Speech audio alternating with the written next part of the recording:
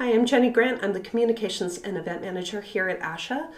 An all too familiar question is what happens when there's couples and one spouse has very different care needs than the other spouse. And this is quite common as aging is an individual process and your experience is going to be dependent on your lifestyle, pre-existing health conditions, and even genetics. So there are options available for couples. Sometimes it's home care options, and they'll meet the needs of one spouse, allowing the other one to live at home independently. There's supportive living options, and in some environments, you'll be able to find a wide variety of service and healthcare options that are going to meet the diverse needs of one spouse and the other.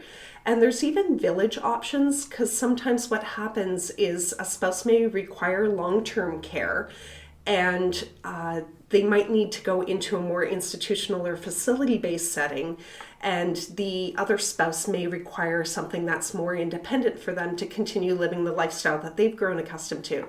And it does come down to choice some of the times, and while couples do want to remain together and the seniors housing communities do everything in their power to keep couples together, sometimes the system just doesn't allow for that. And we do need to acknowledge that does come up quite often.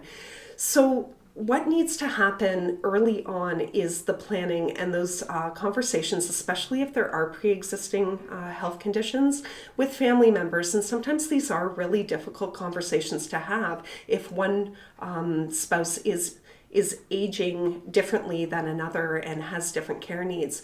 And it comes down to planning well in advance, knowing where that condition might lead the one spouse later on, and looking at the services and accommodation options that are going to support the couple as best as possible. So have those conversations early, do a lot of pre-planning, and know what is available.